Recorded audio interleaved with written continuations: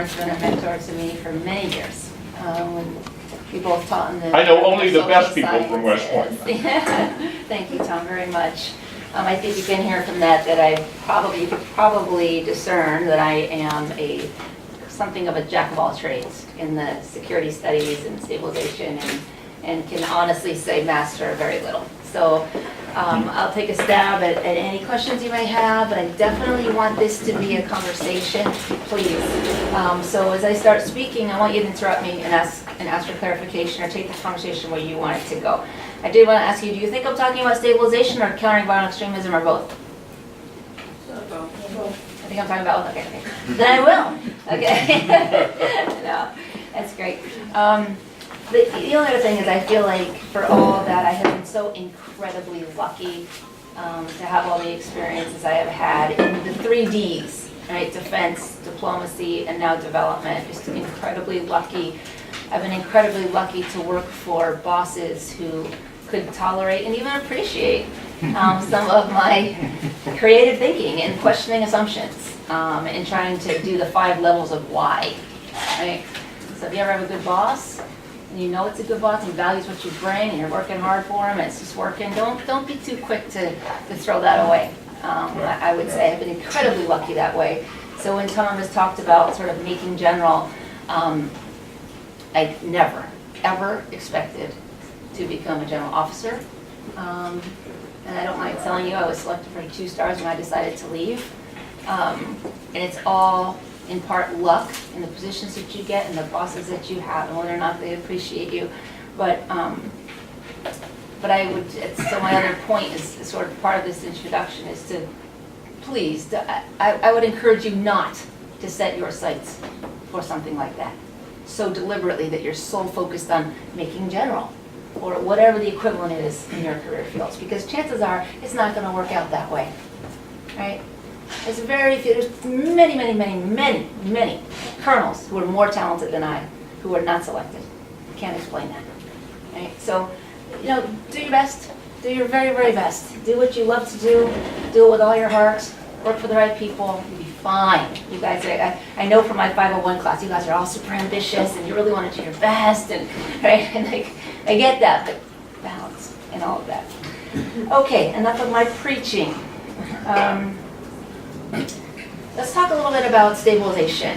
And the questions that I had started, I said to Ty, I said, what do you want to talk about? And I said, well, I'd like to know if you all think, and I'll tell you what I think, about whether or not this is a relevant topic, right? Stabilization became a pretty dirty word. So as we wound down Afghanistan, as we wound down, kind of ran Afghanistan back up a bit, but I don't know that you would call it stabilization. And our operations in Iraq. And it became something that the Army said, hey, we changed our doctrine to have, in Marines too, to have offensive operations, defensive operations, and stability operations.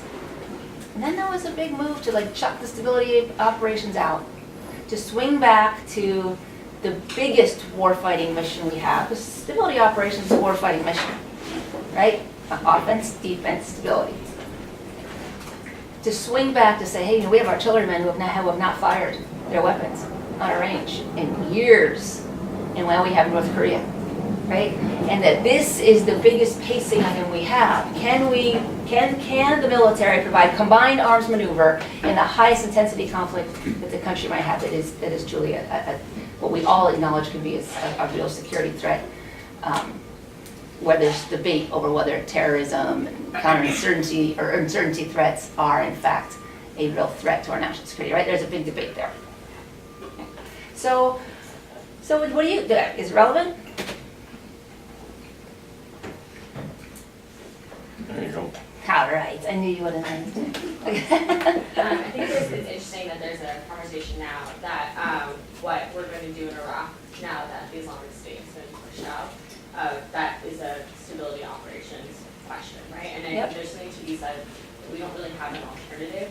So if you're just going to do CT and constant whack-a-mole, and every time there's a terrorist group or organization, and you're just going to immediately get rid of the threat, there's the only other answer to that is some realm of stability operations, whether that's complete on-the-ground full deployment, or if it's even just instituting rule of law, building up the economy, those are still elements of stability operations. Yep.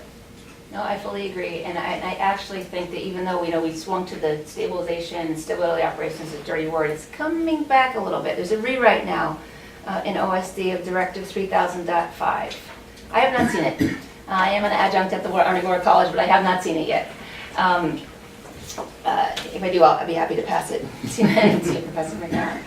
That addresses just that point, that what happens in Raqqa, what happens maybe in Mosul, maybe not, that may have gone by, but in northern Iraq, what happens there after we have cleared these areas? And there is a sense that, we said we're not going to do this, we said we're not going to put boots on the ground, but we very well may have to. Now, when we say we may have to, it doesn't necessarily mean uniform boots, but it does mean support from the military, from the Army, the Marine Corps, from policy at OSD and the Joint Staff, from the combatant commands, that would fund and direct to a good extent operations in Raqqa and other places. Right? So keep your eyes open for that. I think we are kind of swinging back a bit to acknowledging that what are we going to do now, right? And the other point is North Korea too, right? We're moving away from a phase construct, security cooperation phase 0, preparation, all the way through 3. We're moving away. If I'm speaking something that it doesn't mean anything to you, please tell me. We're moving away from that, but still, there is sort of a natural cycle. Right? And once you have decisive operations, something needs to happen right in the aftermath. So that's also a North Korea problem. So I would say we're not done with it. Please. Is DoD appropriate agency to lead stability operations? So that's a great question, and that's also a very big debate. You'll have our civil affairs community saying absolutely. Look at posts. They're tiny. 5 brigades that are the size of 1.5 of our combat brigades, right? And they're supposed to span the whole globe. So they'll say absolutely. There'll be nobody else left to do it. There'll be nobody else to do it. We have to do it. But you will have our State Department colleagues and our USAID colleagues saying absolutely not. They do not have the expertise. They cannot do it. But yet there's no corresponding capacity on the civilian side to actually provide the numbers that it takes. I can remember when I was the military advisor to Ambassador John Herbst, who was the coordinator for Reconstruction and Stabilization. And he said to me, we're always going to be outnumbered. I'm always going to sit around a table like this, and there's going to be two of people who are dressed like me. There's going to be 18 and 20 of people just like you. And do you really think that we can have a say? And I said, I was a bit naive, to be honest with you. This is just prior to our big deployments in Iraq and Afghanistan. I said, sir, civilian control of the military, we believe it even down to the operational level. Yes, you tell us what to do and we'll do it. Is it that simple? What might you imagine could happen? Doesn't it depend on the type of situation? If you're in a war zone, the military commander is actually the guy in charge there, not the ambassador. But most of the world, that's not the case, where the ambassador actually does have ultimate say what goes on in that country. Yeah, that's absolutely right. That's right. So if it's active conflict, all soldiers there are deployed under combatant command authority. That's right. If they're not, then they're typically under chief of mission authority. Anybody who enters the country is under chief of mission authority. It matters. These kinds of things that are in law, the authorities we have, they do matter. The issue is, though, even when so in Afghanistan, there was definitely a sense that, well, there was a fact that the embassy wrote the plan that we had, such that it was the comprehensive plan for stabilization for Iraq. For Afghanistan. They wrote it. They were in charge of it. They had the military there, called everybody to the table, and put this thing together. It was a pretty good plan, actually. But what really happens, even in that case when everybody agrees who's in charge, really, and that we need to have civilian control, is that organizations take on a life of their own. They do, and every command that comes in has there certain objectives they want to achieve with the resources they have to achieve it, and they have 1 year to do it. And they get after it, right? And they leave behind their civilian colleagues who simply can't keep up. They can't keep up for a couple reasons. They don't have the personnel capacity to keep up, and they don't have the culture of believing in planning, right? They don't, the State Department doesn't believe that a plan can ever be executed, so why write it? When you don't have a plan to provide to other people, typically, then you can't run the show. Now, having said that, I said that they developed a big strategic plan. They did that well, and they can do that well. But when it comes to on-the-ground operations, they prefer to make decisions as they come based on the input they're getting in the moment. So that's hard. And the third reason is that they're naturally, this is state, not necessarily aid, state in stability is much more analytical than the military tends to be. Now, I know that's a big, broad statement, and we do good analysis too in uniform with all of our intel, and we do good, but we don't necessarily drive to action. And I mean, the State Department does not necessarily think they should drive to action all the time. Don't think that. They think that sometimes you can do harm, and sometimes doing nothing is a much better option than doing something, right? And they're very, very cautious about taking action where the military moves men and materiel and creates effect tomorrow, right? So very different reasons why it doesn't always work. Even though we believe in civilian control of the military, in stabilization operations, it doesn't. It sometimes just doesn't work. Please. And so would the U.S. be in the position where it ends up having to be the one leading or being the only nation doing civilian operations, or is there a possibility to coordinate efforts with allies? Or like you said, there are still bureaucratic and resources and civilian control issues on that side as well? Yeah, no, that's another good one. In Afghanistan, we had, what do we have at the peak? I think we had 72 countries. In Japan, like East Asia, everybody was represented in some form or fashion. Poland was a battle space owner, right? That was in good measure counterinsurgency operations or stability operations to a good extent. We can talk about the difference. We had many of our allies performed, and we went through many iterations from the Balkans in the era of peace operations to now of how we should divide labor among our coalition, among the coalition, right? Could we say that the Poles were particularly good at one thing? You know, the Germans were particularly good at policing. The Poles were actually quite good at many things, so nothing in particular is coming to mind specific, but the Germans policing. Should we do that? Should we farm out pieces of all the things that need to be done in stability operations? And we tried that. There's a bit of the same problem. I will say the U.S. tends to be impatient. It doesn't think anybody can move as quickly or as efficiently or as effectively as we do. And we kind of tend to take over, just like we did with Germans in police operations in Afghanistan, right? But yes, I think that there is an awful lot of legitimacy that comes with a coalition, all chipping in. There's a lot of capability that comes. I think the United States just has to be more, gracious, cognizant of the things that other people bring. But it's almost always a coalition in stability operations, Just kind of go back to Brendan's point. So I know we've talked about this in 501 personally, but this idea of like we built capacity in the military to do these things probably at the expense of building more capacity in our civilian infrastructure because of things like our impatience and it was the force that was available. So we built up these assistance brigades and built up CA and all these other aspects. And the snowball effect of funding where once they have that capacity, then, well, we already have it, we don't need to readjust, it just keeps growing. And I think the divide of capacity grows between like military and civilian parts of our government. Do you think, if we recognize that as a problem, that the idea of, you mentioned like revising doctrine away from offensive ops, defensive ops, and stabilization, do you think that downplaying stabilization, even like removing it from that tier of being on level with offensive and defensive ops, could be a means of bureaucratic pressure almost in the government to say, as a military, we're disavowing this, give it, we'll still do it, obviously, do what you're told, but pushing it down in our priorities as a way to reverse this process and start reverse the funding, snowball, and reprioritize it back to some of the more capable organizations that have that mission? I don't know.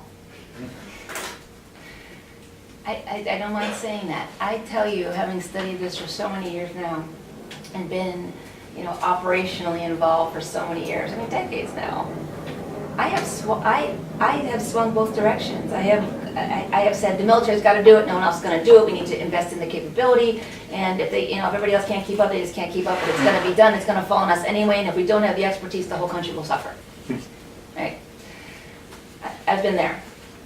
And then I moved over to state, and I listened to them an awful lot, right? So where you stand depends often on where you sit, right? And we're all victims of that. Our cognitive bias is alive and well. And I thought, you know what? We're never going to do it well in the military. Sitting among the diplomats and developers and understanding and knowing that what they know and what they do is a real art and science. And I'll tell you, I don't mind telling you. So, as we talked about this a lot in Title I, but I think one of the things that would be difficult to overcome is interagency. So if, like, for example, on this, having, deploying this force across state defense and USAID, there are so many problems across the interagency, different priorities, where the money comes from, where, not even priorities for this particular, in stabilization, but in general, how everyone sees each other, and Yeah. now with the fight over personnel and a hiring freeze, how would you imagine wrangling the interagency? So, I think we do have to define roles, and folks have to agree across their bureaucracies about that. So I think that what we have to be very clear about is that the State Department must assume leadership with the understanding that all of these stabilization operations, all of these complex crises are political at their very heart, right? It is local politics. What I mean by political is it's struggle for power, right? Struggle for power on the ground at the local community level, all the way to the regional level, to the national level, right? And to a certain extent, there's a global, there's always the big major geopolitical players. Right? So this is about struggle for power, right? That is the State Department's job to figure that out. Now, they're not so great at getting down to the community level. There's lots of reasons for that. Benghazi put a real damper on even the ability to get out and understand what's happening at the community level, where a lot of the problems and solutions are. But they have to be in charge. They have to be in charge, and they've got to write the plan, and they've got to direct others, or not direct, but advise others on what they should do. USAID ought to be the lead for programming. They have some expertise, although they're mostly a contracting agency at this point. They hire firms like mine to do all the work. We are all the capacity for USAID. They are simply writing the proposals, expressing the requirements, and even then they're a bit shortchanged on their capacity to even express good requirements, I have to say.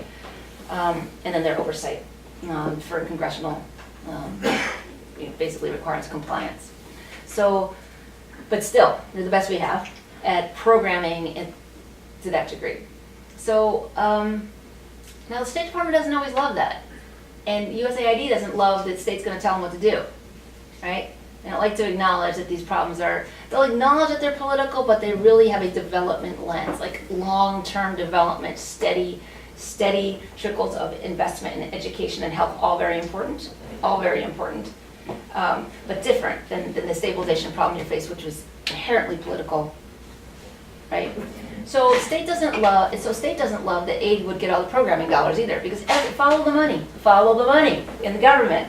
Everybody wants the money. Money means that people on the ground listen to you. Your host nation partners listen to you and you say, I have even $10,000, $1 million, $50 million, $500 million, right? For whatever it is, you get a seat at the table in almost any country. Right? That's what they want. They don't just want your words and your threats and your we don't threaten much. It's a bit of a problem, actually. So, having said that, though, all the people who understand stabilization agree that that's what should happen. And defense should figure out how to support them both. We could talk more about that. So, questions about, and I handed it out to you right before the session started, so I didn't have a chance to quickly skim it. But what are your questions so far? What do you guys want to talk about? So, yeah. I think you kind of alluded to it, but a big component of success in civilian operations seems to be being when the stabilizers are keyed in really well to When the what? when the people coming in are keyed in, are like with the locals, with on the ground, Yes. and it's hard. And I think Yes. that in the past, diplomats are usually the best way to get some kind of community feel, even though they might just be at the higher levels of government. Between the three Ds or the three agencies that you mentioned, what are better ways to build the expertise and build those connections, even preemptively? Building connections from our government to our host nation To the partners. situation on the ground or in the country itself. Yeah, that's a great question as well. The State Department is they will tell you they're all about that, right? They'll tell you that that's their job, is bilateral relationship building, right? And some will protest when we'll say, but you don't get out into the hinterlands, you don't get out to the communities, you're not able to travel and to really understand semi-permissive or non-permissive environments. They'll protest a bit. They'll say, we have our networks, we have our ways, without a ton of specificity about that. So I would say that depending on the region, they're right or wrong, right? So in Latin America, we're everywhere. Our embassies tend to be bigger. It's not in the press as much, even though there's the incidents of violence in Latin America, South America, are higher than anywhere in the world, right? And homicide deaths are higher there than anywhere. We still have more freedom of movement. So they will protest and say, no, we understand these countries really, really well, right? When it comes to Syria, Libya, Iraq, not so much anymore without a big military footprint. How do we do it? I don't know. There's a lot of conversation about that. There's from technology solutions to saying, hey, the smartphone has enabled us to better access information in real time and adjust our activities like nothing else has ever done. And so there's tech firms who are really working on that. Everything from deliberate gathering of information by civil society organizations and others, as well as our intel agency and their networks, to online scrapes of what people are looking at, what they're saying, when they're moving from one community to another, when they're moving from a neighborhood to another. So there's all kinds of ways to get at it that way. But other than that, I mean, it's a really good question. It's something people worry about and try to work on all the time. A lot of noise. Yeah. You said sort of the three Ds, the three keys of stability operations are defense, diplomacy, and development. The big ones. But the big ones, right. And I know a lot of stability operations sort of end up falling on the back of the military. Mm-hmm. And these are very sort of diverse skill sets, these three Ds. Do you feel that the military has sufficient training in all those three Ds to sort of carry out a successful stability operations mission? No. No, I don't. It's related to the question we had before, but I don't, and I don't mind. Well, you're the one asking the question. You're the reporter, but so.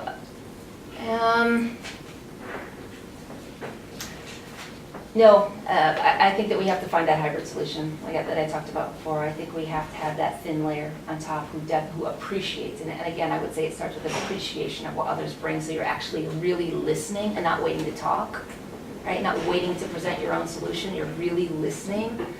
I think it starts with that, and you can't really get there if you're sitting somewhere else without stepping out of your seat into another organization. We need to invest in that. Now, do I think that our formations can provide some of the manpower?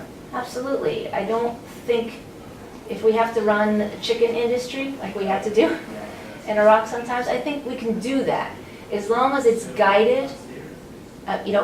Who gets the chickens, right? Right? When do we stop? What are the conditions under which we stop helping the chicken industry? Right? How much? Who should they hire? Right? All of those questions that are about power and influence need to be addressed by the civilians. I don't think that we will have the expertise to do that at the tactical level. I just don't. I don't. Which is why CERP is such a bone of contention with USAID and the State Department. Part of it is just their own hubris and you can't do our job. and sometimes we did okay. But some of it is real. So, anyway, your question really gets to a bigger issue that the Army has struggled with for a long time, or maybe pretended to struggle with it and hasn't, is this idea of modularity. And should every unit of action, we don't use that term anymore, but every fighting unit be the same? Okay. So when I was deputy strategist for the Army and working for General Odierno, you know, we got the defense planning guidance, which told the services what needed to be done. What missions we had to accomplish all together. But it never said, Army, you have this one, Marines, you have this one. It's the joint force that fights all of these things together, which is Army, Navy, Air Force, Marines. Okay? So we parse the Army by capabilities. Do we have the capabilities to achieve all these missions we could reasonably be expected to? Stability operations was one of them. It was actually called stabilization. So you can imagine what happened, right? How did you think the Navy defined stabilization? Calm seas. There you go. Right? These are the Storms. fights that happen, right? Stabilization is not stability operations, Army and Marine Corps. Right? It is policing the global commons and keeping the world stable. And that means aircraft carriers doesn't mean building any kind of tactical capability for stability operations. These are the fights that happen. So anyway, we had parsed the Army into what do you need for the biggest fight, and can you sustain that rotation of troops into the fight? What's left? We have a lot left between the active component and the reserve component. I do think we could invest in a little bit more expertise. I do. How much is the question? But I think it's a math problem in good measure. And I don't think we acknowledge it as a math problem. We make it a culture problem, right? That is not what the military does. And we don't want to soften our warrior edge. I don't know. Going back to your chicken industry example, I mean, I feel like in the past few years, there's been increased securitization around the embassies and consulates around the world, and so I guess my question is, the state really have the ability to know that level of tactical politics on the ground, because it seems that more and more ambassadors are less able to actually get out of the high walls of the embassy and like actually go interact with the population on the ground. Yeah, so I think I had a related question. I think it depends on the region, and it depends on the level of permissiveness, but in some cases, no. And there's really a lot of fear from the regional security officers, the RSOs in the embassies, who it is their job to make sure that nobody gets hurt at an embassy. And they take it very seriously. So every movement outside in certain conditions, every movement has to be proved, right? And you have to send 2 vehicles, or they have to be up-armored vehicles. And it's all over the world. I was in Bangladesh when I was a DAS. And we had to move in that way, up-armored vehicles in Bangladesh. Right? Because why? There have been isolated terrorist attacks targeting Westerners. Okay, so that really does constrict your ability, and yet there was an extremist problem all over all over the country. We were not able to figure out why and where it was coming from, right?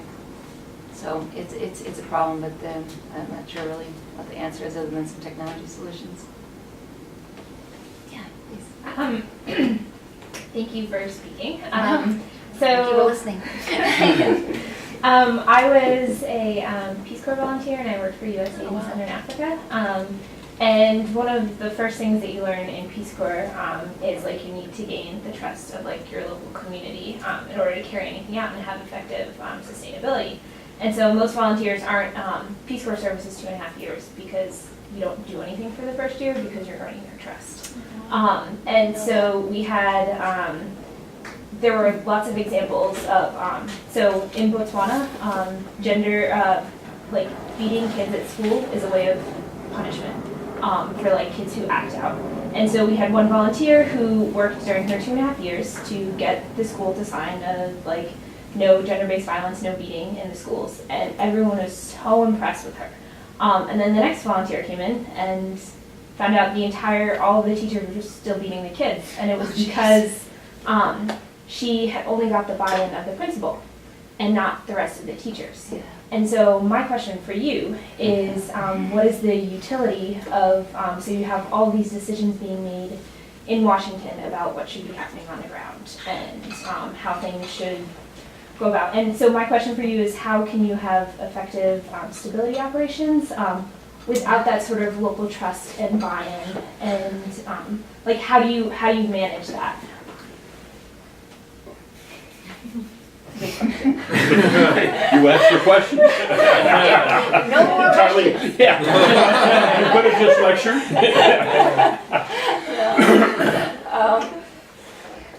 So aid thinks you cannot, right? Aid says, and that's why their decisions are made in the field. Almost always they're made in the field. Very few they really push back on Washington's great ideas. A lot of our ambassadors, if they've spent way more time downrange than they have, they don't want the good ideas from Washington either. And it's about trust and it's about knowledge.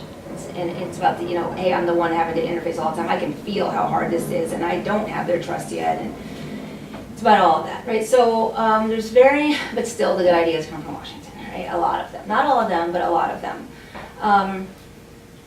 Trust is, so you made a great point. I mean, it's down to the individual level, right? That when you consider that and you hold that, if you give that primacy, the whole thing seems pretty darn hopeless, doesn't it? Kind of. No, it does, because we don't have the manpower to put out there. So our workaround for this, though, it's not hopeless. It's not hopeless. Is to use civil society organizations, really. And we develop relationships over time that are less dependent on who with the civil society organizations and more on what, the function that we're doing. Now that does demand that we are consistent in our emphasis and our investment with these civil society organizations, because then they interface with their own communities where they already have trust. And I'm sure you've seen that at AID and also in the Peace Corps, I'm sure, right? So that's a way. But you make me think of another point that I sort of despair about the foreign assistance that's basically ESF and these economic support fund, thank you, which is a big broad fund that is largely used at the community level. Is we're more and more going to the community level, trying to build trust, working with civil society organizations, not sending everything through national governments, which may or may not take care of the people. And where you don't have the State Department hand in hand with your foreign assistance on the development side, to say, hey, listen, we're not, we need you to be less corrupt. We need you to not skim off 90% of the money and send it to Borno State. When that fractures, we're really in trouble. But I have to tell you that $20 million, it's the latest bid, real case, last month. $20 million bid that came from aid from Mali. It was a 5-year, like I said, $20 million to basically, and I'm exaggerating only slightly, to fix all of Mali, basically. Stabilize Mali, right? And anybody who knows anything about Mali knows that you have different objectives right now at the state, right? In the north, we have peace consolidation. There's a peace treaty, but it's not being implemented. And the middle belt is more in the prevention, right? There's violent extremists penetrating, but it's a little bit more of a preventing violent extremism. The north is more stabilization and peace consolidation. All these various objectives, all these different activities that have to be conducted. And oh, by the way, in the bid, do it all at the community level. Like, wow, that just makes me want to quit. I don't mind saying. Like, it's still, because 5 years, what happens then? But there always is language in these bids that says, make sure it's sustainable. Make sure that you build the capacity of local government, national government, and civil society, so that they can do this when your money is gone. I don't have a better answer. I know what China's doing. China's building railroads, right? And airports and big infrastructure. Now, for nefarious reasons in some cases, in a grand strategic plan they have, right? Their development assistance is very different than ours. I get why we're doing what we're doing. We don't want to send everything to national governments. We do understand the solutions are about trust with the people and the groups inside these communities. And that's where solutions reside, in good measure. But solutions really reside at the connectivity between communities and their national government. That's where the solutions are. Right? But now we're seeing lots of bids that are all about the community. That we've kind of given up on national governments. Well, we've got to have both. We've got to have both. Well, we can do it. We can do all of these things. What else? Please. So I have limited exposure to stabilization operations, but for stability operations. But when I think of stabilization, I think of some complementary terms, such as balance or peace. So they might be like nuanced differences, but how do you address or how do you prioritize concepts like peace or justice? Like how are they prioritizing stability operations? Like what comes first? Another good question. So I think any kind of approach has to start with good analysis. And an analysis should be as fact and evidence-based as it could possibly be. Right? Now, it's not all quantitative. It's a lot of qualitative and focus groups and understanding and listening to the people, but evidence and fact-based as much as possible to understand what really are the drivers of conflict. And importantly, I would say, what are the strengths that a country has at each level? We often start with identifying this huge list of problems, of grievances, of drivers, and it's a bottomless pit, and we don't prioritize. And then every agency comes in with their mandate and overwhelms the government with all of these resources, right? It happens and happens and happens. We don't start with strengths, and then we don't prioritize, and it's a problem. So good analysis is data-driven, evidence-based as you could possibly be. The next step is a plan. And maybe it's just my bias, coming from a strategist and planner background, but it's a plan, right? Write a plan. And get that approved and driven and resourced at the highest level that you can, really, the resourcing, right?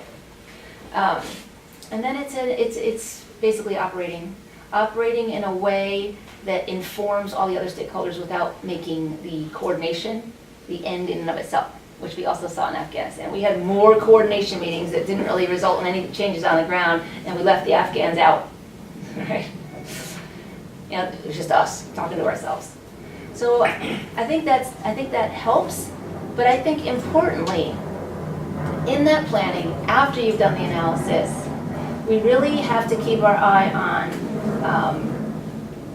what we're trying to achieve. So let me back up. That's at the operational level. What are the objectives? Our policy objectives, of course, should really be driving the train, right? And sometimes you don't get clear policy objectives.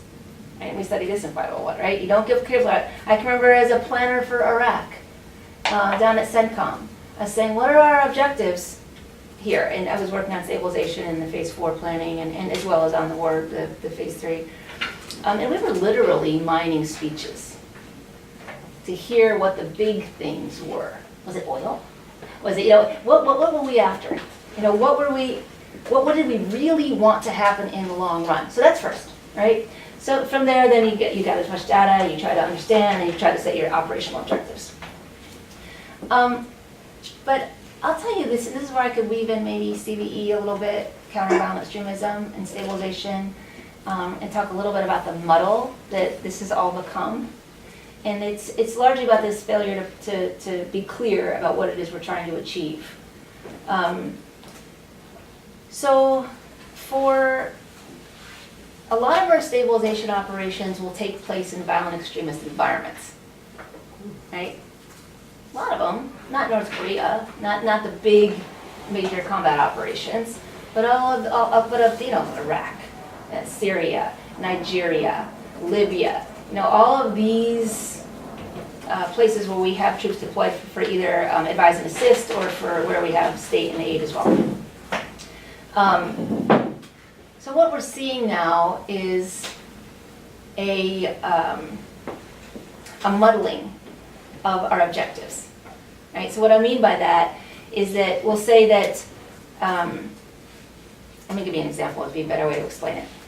Tunisia, was just in Tunisia 2 weeks ago. On our way, we stopped by the policy headquarters for Middle East, North Africa. That was, they don't program there. It was USAID. And we said, we're on our way to Tunisia, what are the requirements? What are the objectives we're trying to achieve here? Said, hey, this is a middle income country. There's a BMW plant there. There's it's a consolidating democracy. We don't give development assistance to countries like that. We give development assistance to Burundi. We give you get it, right? Poor countries, lower on the development index. So the only reason, he says to me, the only reason that we are giving so much money to Tunisia is because of the foreign fighter problem, the violent extremist problem, returning foreign fighters as well as the ones now they're coming back or going to other countries as well as just leaving. And it's the biggest contributor to ISIS in the world. At least estimates between 2,000 and 5,000 have left to go fight. So, and it's a new democracy, right? The Arab Spring started there. So that's the only reason he tells me. He said, oh, good, that's good news from the Countering Violent Extremism Practice Area Director at Creative Associates. Right? Good, I'm on the right track. If we get to Tunis and talk with the Deputy Ops Director, and he says, I don't believe in the CVE stuff. Thinking, but wait a minute, we don't give money for development to Tunisia. Well, it's all the same thing, really, because if we take away the root causes, what we call the push factors, you guys familiar with these terms? Push factors, pull factors, right? Resilience, okay. If we address the push factors, those things that are driving them, those are really development issues, but if we address them, we won't have a violent extremist problem. Now, what do you think of that? Yeah, let me turn it over to you guys. What do you think of that? Sounds like a good strategy for the future, but it's not addressing the problem right now. Okay, there's this sort of urgency issue, this temporal, I would agree with that. Anybody else? Yeah. It assumes that most violent extremists come from a economic disadvantaged background. This was the empirical evidence doesn't bear out. It doesn't. Absolutely right. So again, data, right? Data, evidence. Let's understand what it is we're talking about here. Let's not have our great opinions about poverty and other things like that, right? Now, having said that, he says, hey, did you read our country strategy? Our country strategy says that we are going to assist Tunisia with democratic consolidation and with economic growth. Okay, I mean, sort of, right? It's very different, though, when you do that at the community level in a way that's development. You go to the most impoverished, most at risk, and you give that kind of money for that reason. Because where are the foreign fighters coming from? I mean, what demographic in Tunisia? So it's mostly young men, not all, but, sorry? Middle class. Yeah, middle class, educated. Education is free, all the way through PhD in Tunisia, and lots of people go to college. But what's the problem then?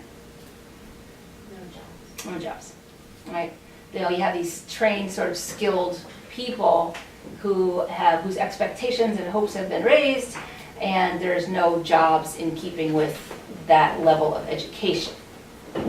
Okay, that's a little bit different than community capacity building at most risk poorest communities, right? The reason so we talk about that, and he said, so yeah, I don't believe in CVE. I said, I don't really understand that language, but okay.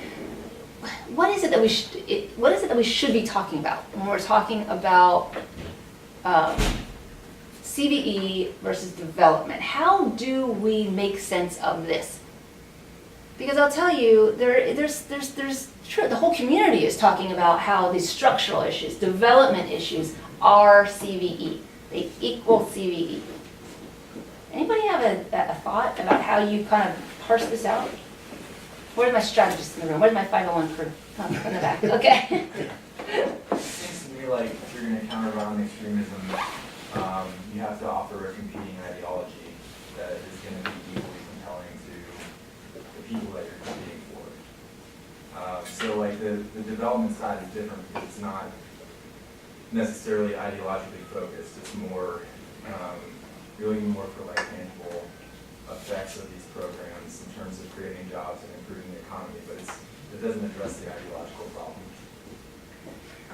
Okay, you raised a great point. Doesn't, you want to think, let's stay with that one.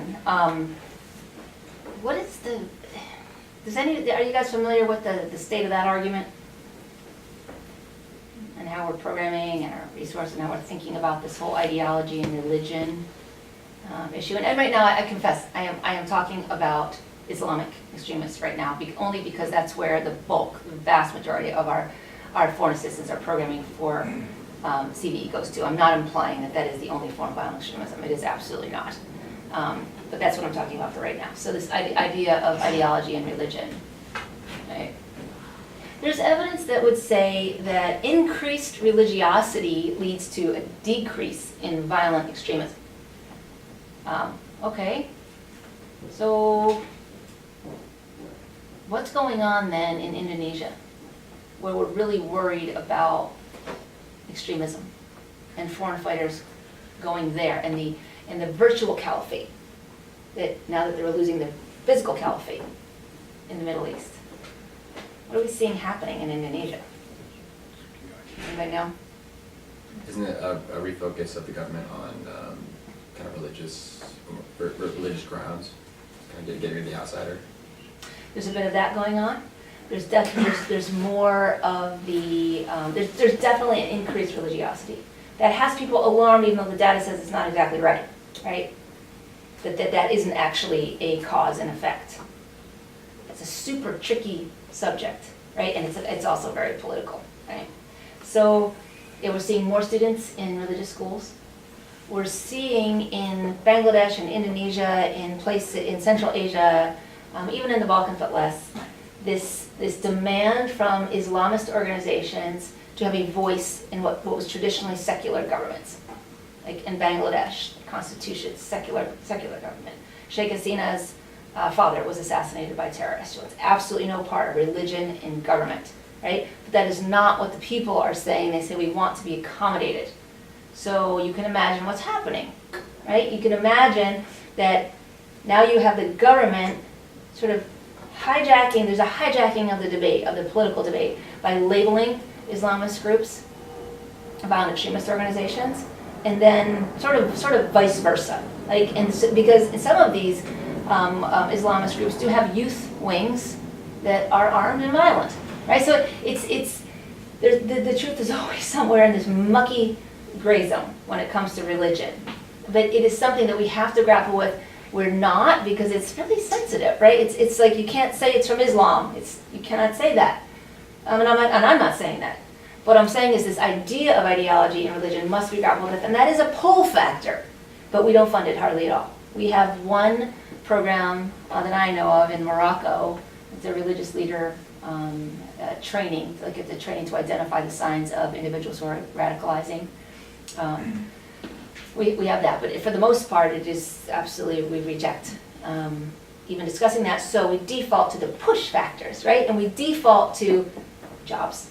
We default to corruption, to repressive police forces, to all of these things that we say are forcing young people, mostly young people, into the arms of violent extremist organizations. And when we're not talking about the pull of the violent extremist organizations, with one exception. What's the exception? What do we spend a lot of money on that addresses pull? Messaging, right? We spend a lot of money on messaging. Counter narratives, alternative narratives, messaging saying, Islam is a religion of peace, don't listen to them, that kind of thing. We do spend money on that. But I think to come back to sort of my original question, I think we find ourselves coming and going when we're not clear about ends and ways, right? So in Tunisia, what are we trying to achieve?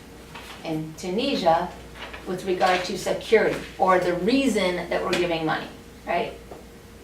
So, are you kind of with me? Ends and ways, right? If our ends, and help me out here, what do you think could be the objectives of pure, I'm going to call it pure, countering violent extremism, CVE? In Tunisia or just? In general, in general. You can probably come up with them off the top of your head. If you're saying, these are our objectives, this is what we want to achieve, the ends we're trying to achieve. If we're talking about countering violent extremism, what are we trying to do? Trying to get fewer people to join terrorist organizations? Prevent individual radicalization. What else? I gave you a couple. Prevent attacks. Prevent attacks. And you could say that that's, you could say that that's about preventing individual radicalization. You could also say it's about what I would consider another objective is kind of forestalling the tolerance, the blind eye. Why did what happened in Niger with our 4 soldiers and the 4 Nigerian soldiers? The communities knew, right? Now that doesn't mean that every single person in that community is a violent extremist or individually radicalized, but it means it's okay, it's sort of tolerated, or there's apathy about it. To me, that's another objective. Right? Forestall that. Let's not have that. What can we do about that when we do about that, right? What else? Returning form, please. Setting up, if you mentioned like setting up organizations for early signs of detection, pre-radicalization, kind of ways to make off-ramps, people on that path. Yep. Like Yep. marketing example. Yep. And off-ramps are, yes, the cycle of radicalization, the theory and the academic study of it does provide off-ramps at various points to include once they're already joined a violent extremist organization. So that brings me to returning foreign fighters, right? That is going to be a big problem. And it's already starting to be a significant issue around the world, right? As, again, this physical caliphate shrinks and there's not as need for as many carrying weapons openly acting like armies, right? So that would be a third, in my opinion. And then a fourth, I think, is this whole political debate thing, right? So now everybody doesn't agree with me, and you don't have to either, honestly. You can poke holes in this theory. But I have found that working in CVE has become a tautological in some sense, right? That what we're putting in equals what we're getting out. Like it's just, you have if we invest in development, we'll get development outcomes. Well, yeah, but are those CVE outcomes, right? And what are we saying about? So the ways. So my point is, if we take an approach, we call it the public health approach, right? And this is where you will take this approach in stability operations as well, right? Is that if we're looking for sustainable security outcomes, what you would need to do is address those underlying causes in an incremental way over time, identify them with evidence, with data, and prioritize them by collecting that data. Invest there, but also address the nearer term, the sense of urgency that you have about those communities and individuals and political groups that are actually becoming radicalized now. Right? So it's a public health approach. I think people understand what that is when you talk about disease. Right? You have prevention and people who get sick and vaccinations, and you have treatment and you have rehabilitation. Right? Unless we do all of those things, whether it's a stability operation in a VE environment or whether it's a pure CVE objective, trying to achieve a pure CVE objective, really keeping our eye on preventing violent extremism. Unless you take that kind of an approach, we will achieve nothing. Right? You kind of get me with that? It's a longer term, layered on top, the more at risk, where you have interventions that are focused more at the higher risk communities and individuals, and then basically rehabilitation. In the middle is called interdiction, which is law enforcement and the military. The CVE lens that you look at that through is, are we policing? And is our military operating, as the Nigerian military in the Borno state operating in a way that's respectful of human rights and not actually driving the community, the citizens, into the arms of, now it's ISIS, West Africa, there, less Boko Haram. 80% reduction in civilian deaths in northern Nigeria this past year, but now 10,000 ISIS fighters there. So these problems are just sort of morphing. What else do you guys want to talk about? Yeah. We've talked a lot about the problems of stability operations. Is there sort of considered a classic textbook best practices case of where it's worked really well? Yeah.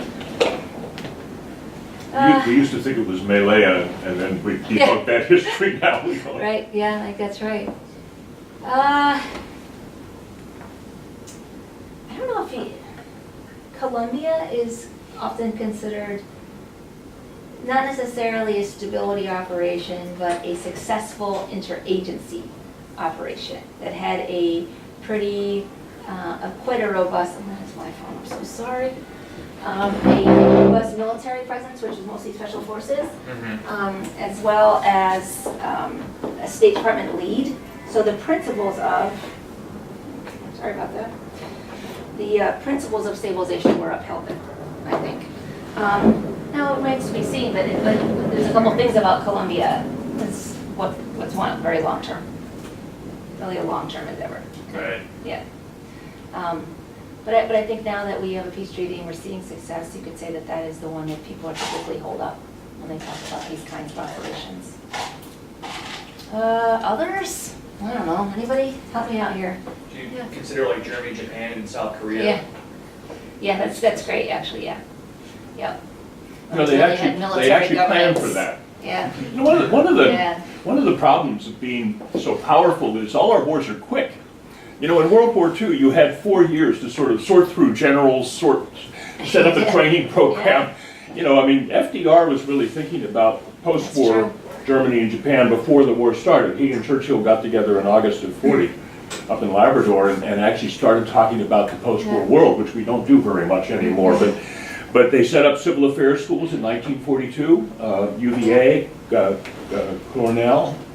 So you had a, you know, and then you had Lucius Clay, who is unanimously regarded as one of the most politically astute generals in the army at that time, and they put him in charge of post-war Germany. He was supposed to be there for a year, and then the State Department had a team. He was there for 3 years because the level of violence. You know, violence doesn't stop when wars end, right? We know that from Iraq, but we've forgotten it about Germany.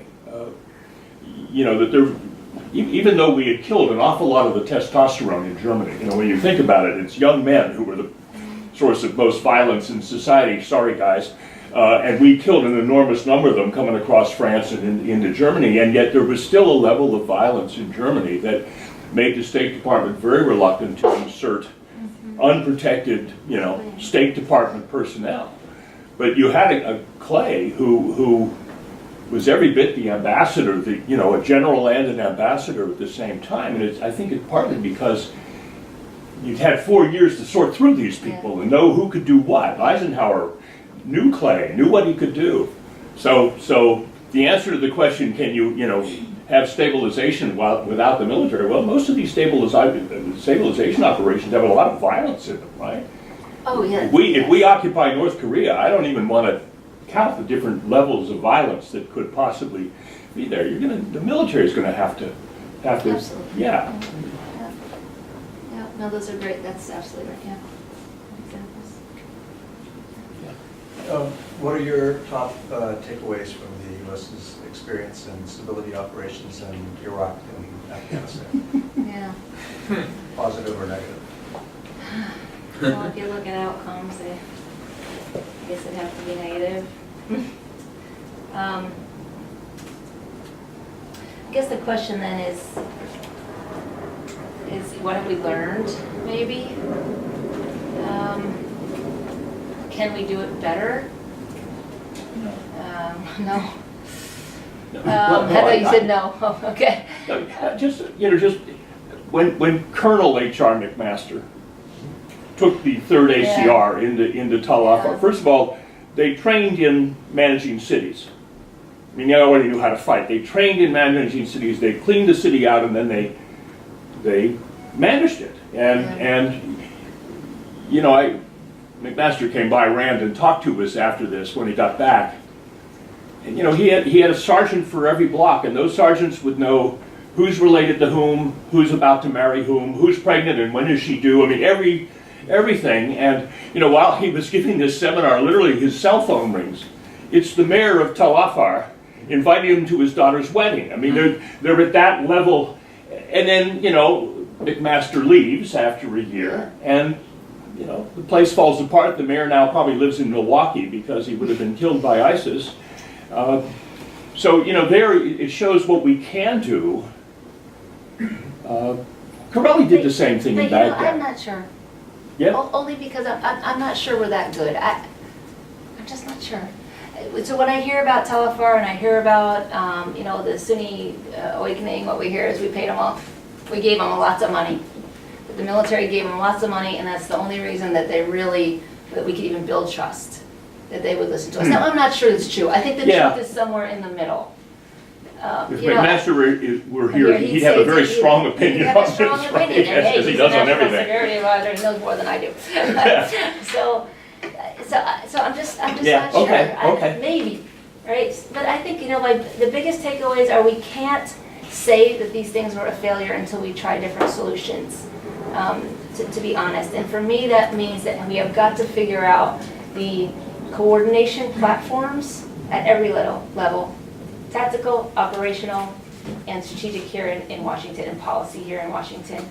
And I think that we have we have PRTs at the tactical level, we have policy, we have the principals committee and deputies committee and the things we do here, but we are really missing the operational level. And I think the operational level of these wars is so critical in getting this right. So I don't think we give up. I would be a proponent of the commands being led by civilians, but I tend to be way out there. So my big takeaway is the operational level. There's insufficient civil coordination, and we haven't tried hard enough. We could do it. We could do it. So that's why I remain hopeful. But at the tactical level, I would tend to agree we're okay. You know, I wonder if yeah. SOUTHCOM, though, is the one exception of a combatant command that looks like no other combatant Yeah. command, right? The Yeah. FBI is in there because Yeah. they're not dealing with interstate threats, Yeah. they're dealing with networks and And drug trafficking. lords and trafficking. Yeah. And that would be, I mean, I think you might still want to have a general, but you integrate Yes, in absolutely. the political and the other agencies. And I think SOUTHCOM is close to that, as you'll see. They are. Yeah. You know, that's a good point. Yep. But to add on to that, one thing about Colombia, for example, or even in Southcom, is that those governments are very different than what was going on in Iraq, right? Like even with Colombia, Bogota was still a functioning government throughout, Yep. you know, the FARC, the ELN, the AUC. Yep. And so there was still a semblance of normalcy in most of the country, and the insurgents, for the most part, were relegated to the south Yeah, or to the enslaved, west yeah. or to the north. So there's something to be said for what the difference is when we go in and we're helping out a friend versus when we go in and we topple the government and we try to just see our way out. Yeah, well, I agree with that. And you know, Germany had a history of strong governance, and so did Japan. And yeah, no, it's a good point. So maybe there's something to be said that the solution is bureaucracy. The first thing you go in is that you build bureaucracy. Right? Like, so maybe it's not civil society, maybe it's not, you know, I mean, obviously there's a security element, obviously there's an economic element, but maybe it's making sure that the trains run on time from a very basic level. Well, so this idea that service delivery and government providing, you know, services to its people is critical. Critical to build trust, critical to actually just give people jobs, to create sort of state of normalcy, to pick up the trash, to, you know, all of these things. We used to think that. And that's why there was sort of primacy on Reconstruction with this heavy technical bureaucratic core of it. Folks don't think that anymore, that it is more about good governance and building trust and hope among the people, that more about a voice and dialogue. Now, to me, it's always a mix, right? It's a mix. It's in the middle. You need to have a little bit of progress, but you do also need to have a functioning government of good people, of people that you can actually trust, right? Who are actually have their own citizens' well-being, you know, as a primary objective. And on that note, like, what would you do about Libya, right? Where a lot of the government does, I would say, have their citizens in mind, but then you also have the civil war going on because they're just not Right. effective enough as bureaucracy to project across the country. So I'm not sure that is the diagnosis. in Libya, that it's about projecting government capability across the country. I think it's very much about who wants to control, who has power, who wants to have power, and who has the preponderance of the monopoly. Well, that's not a, you know what I mean, of force, right? So what are we doing now in Libya? We are talking to the opposition while at the same time to build the GNA, right? So, and you know, General Waldhauser talked about that. He said, "This is how I'm supporting my civilian colleagues at the policy level, right? This is how I am creating space for the dialogue to run." But they're not really talking yet about delivering things, right? It's more about power sharing and representing all the different tribes and groups and those who have weapons, and how are they going to be represented? So we have swung in all different directions. That was one. Another one was elections. Got to have elections first. Let the people have a voice, right? We've sort of debunked that. I think it varies very much situation by situation, and I don't think there's a stock answer in any of these cases. I think it's good diagnosis, good policy, and then of course the coordination that has to happen at each level. Right? And there's just no formula. That's why it's so hard. Yeah. I think I was a hand. Yeah, please. Back to your comments about modularity. Yeah. In terms of like, we typically think of stability ops in like the big army type of mentality, but since so many of the conflicts now are conducted by a very small portion of the military force and special operations forces, do you think that changes the dynamic of success and like how we're trying to do stability ops? Yeah. Did anybody remember Jamie Gerard's, did anybody hear his press conference? He's the task force commander in Iraq right now. I'm sorry, in Syria right now. When he was asked how many soldiers are deployed in Syria. And he said something like, what did he say, 5,000, something like that. And the force cap is like 800, right? Big trouble, got in big trouble, right? Yeah, like, what? We do not have that many. Well, we actually probably do have that many. We do have that many, but they are TDYers. They're the short-term people that come in and they come out.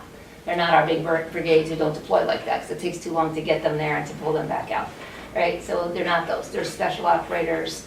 And then added on to that is all the contract force we have to do all kinds of things, right?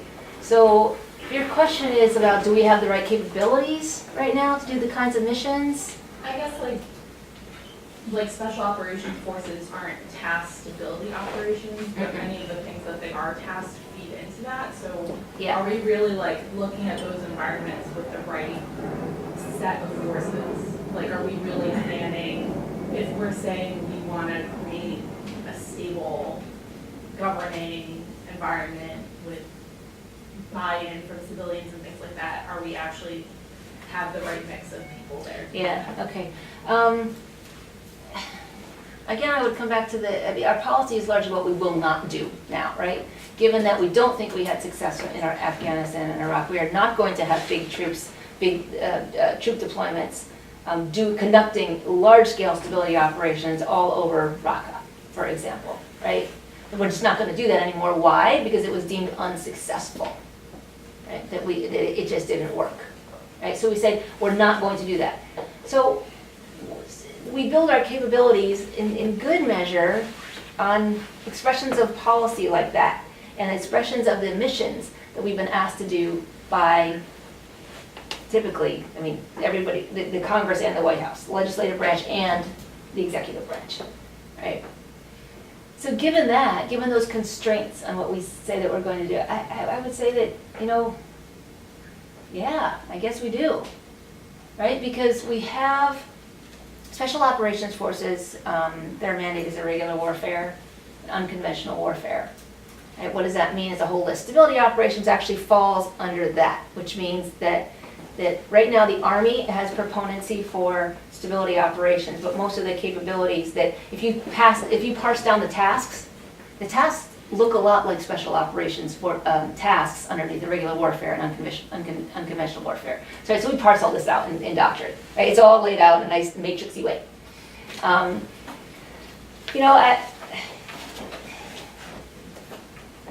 The problem is our special operations forces are stretched much too thin. Much too thin.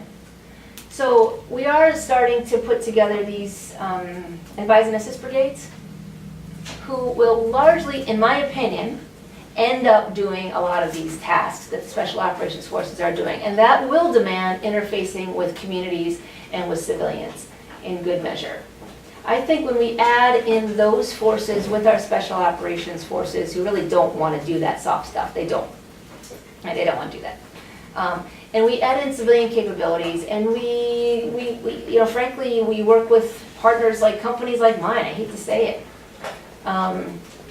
You probably have what we need given the policy constraints now. I'm being very factual. It's not my opinion. One more Not a question. very good answer. One more question. I thought we had a hand up. Yeah. Lucy touched on this a little bit at the beginning, but I'm wondering if you could lay out, you said that the civilian side especially is sort of under-resourced, but if the State Department got to run the whole show, how different do you think things would be? What do you think that their goals would be? What role would the military play? And then if they got everything they wanted, Yeah. would things be better or would they be basically the same? Yeah. Yeah, no, it's a great question. It's a multidimensional question. I hate to say it. We do need culture change inside the State Department in order to affect any of that. In order to really do things differently, right? When I say culture change, how these young foreign services grow up, they are incentivized to maintain bilateral relationships, which largely means capital to capital. It largely means don't do too much that will get the door slammed in your face. So then you want to see the Minister of Defense or the Minister of Foreign Affairs, and you've just wagged your finger in his face too much, or you've threatened to take away their Apache helicopters or whatever it is, and now you can't talk to them anymore, right?